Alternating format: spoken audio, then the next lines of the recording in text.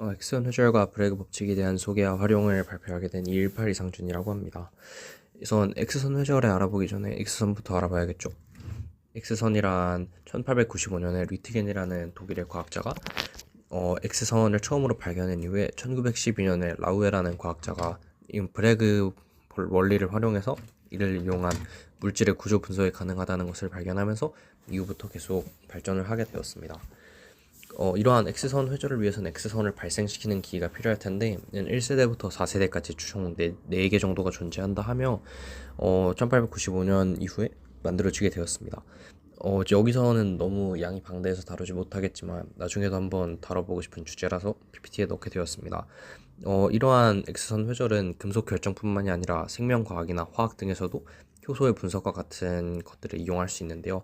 그런 3차원 구조 분석에도 이용이 되고 요즘에는 RNA형 바이러스 그런 것들을 분석하는데도 이런 X선 회절 방법을 사용하고 있다고 합니다. 그 다음에는 이제 X에서 한번 알아봐야 할 것 같은데요. 우선 PXRD부터 소개를 하도록 하겠습니다. PXRD 즉 분말 X선 회절 방법은 가장 일반적인 X선 회절법이고요. 브래그 법칙을 이용해 시료의 결정 구조를 파악하는 방법입니다. 시료를 X선을 쬐기 위해서 시료를 분말 형태로 만들어 회절 패턴을 분석한다 합니다. 이는 물질의 상황을 분석하고 결정 크기 및 결정 하도를 얻어내는 데에서 사용한다고 하고요. 장점으로는 분석이 간단하고 빠르며 소량의 시료만으로도 측정이 가능하다 합니다. 하지만 단점으로는 결정 방향 정보를 얻기 어렵기 때문에 이것이 또 문제가 될 수 있다 합니다. 그 다음으로 소개할 방법은 SCRXD 기술이고요. SCXRD 기술이고요. 단결정, 크기가 충분히 큰 결정의 X선을 쏘아서 회절 패턴을 분석하는 것을 말합니다. 3차원 구조 정보를 얻을 수 있다 하고요. 신물질, 신약이나 단백질 구조, 다음에 분자별 결합 분석, 고체 물리 및 재료과학 연구 등에 사용되고 장점으로는 훨씬 상세한 수준의 3D 정보 구조를 제공합니다. 위에서 소개했던 PXRD보다. 다음에 비대칭 단위 정보까지 얻을 수 있다 하고 하지만 단점으로는 단결정의 품질이 좀 높아서 시료 준비가 어려울 수 있고 분석이 복잡하고 오래 걸린다 합니다. 마지막으로 소개해드릴 건 HRXRD, 고분해능 X선 회절 방법이고요. 일반 XRD보다 해상도가 훨씬 높으며 이에 따라서 방막, 반도체, 남노물질 같은 거를 분석하는 사용한다 합니다. 왜 설명했듯이 그런 것들과 초격자 같은 거의 분석에도 사용이 되고요.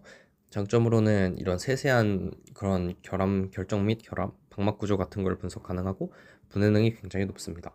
다만 분석 비법이 좀 어려운 편이고 데이터 해석이 복잡하다는 단점을 가지고 있다 합니다. 그 다음은 이제 앞에서 설명을 드렸던 브래그 회절로 넘어가 봐야 될 것 같은데요. 브래그 회절이란 결정면에서의 회절각과 파장 사이의 관계를 나타내는 법칙입니다. 이것에 대한 식은 밑에 나와 있는 것처럼 n람다는 ED 사인 세타가 되고요. n은 브래그 회절의 차수, 람다는 X선의 파장, 그 다음에 D는 결정면 사이의 간격, 그 다음에 세타는 입사각이 됩니다. 이러한 법칙에 따라서 여러 가지의 회절법이 존재하게 됩니다. 다음은 회절법을 다뤄볼 건데요. 이러한 회절법의 종류가 한 3가지 정도를 갖고 왔는데 더 존재한다고 합니다. 오른쪽에 있는 사진은 회절법에 의해서 회절을 시키면 어떻게 나오는지 정도만 보여드리려고 가지고 온 거고 이 사진에 대한 상세한 설명은 하지 않도록 하겠습니다. 첫 번째로 라우에법이 있는데 X선 회절 실험에서 가장 먼저 사용된 방법으로 백색 X선을 고정된 단결정을 조사해서 회절 무늬를 관찰하는 방법입니다.